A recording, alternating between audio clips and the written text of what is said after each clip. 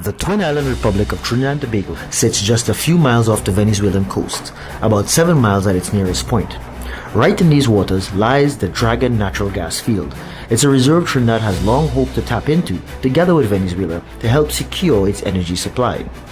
But a rising political friction is straining that cooperation. He has not been good to the United States. Washington argues that Maduro has acted against U.S. interests. Over the past several weeks, American Marines have been conducting training exercises in Trinidad, prompting speculation that the U.S. could be positioning forces there for a broader regional operation.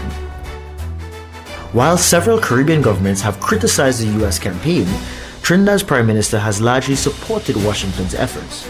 Just weeks after the U.S. launched strikes on what it called drug-running vessels, Prime Minister Kamala Persad-Bissessar met with U.S. Secretary of State Marco Rubio. The two agreed to Trinidad's gas proposal, which now ensures Trinidad gets all the advantages and Venezuela does not. The field lies between both nations, though Venezuela holds most of the reserve.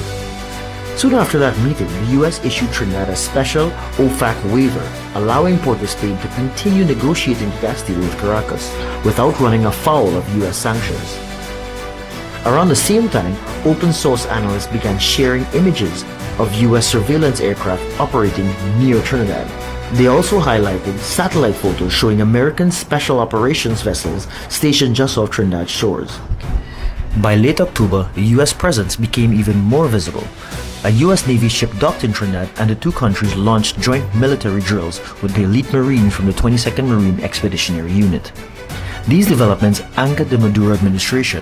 Venezuelan officials condemned Trinidad's Prime Minister, declaring her persona non grata, and accusing Trinidad of letting its territory be used as an aircraft carrier against Venezuela.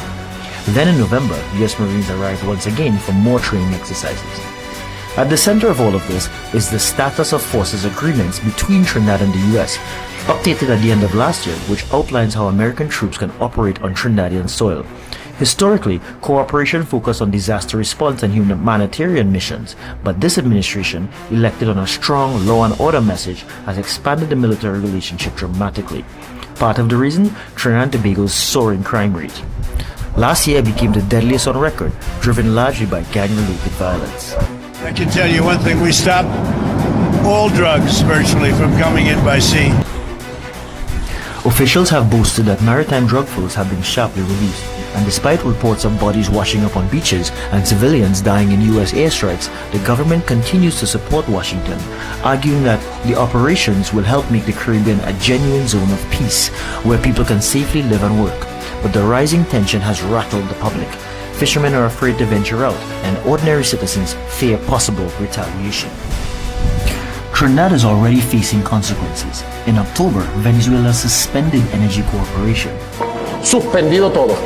And although Trinidad's government has not stated whether it backs any U.S. push for regime change in Venezuela, experts say that the country's territory, waters and airspace could become a strategic part of whatever unfolds next.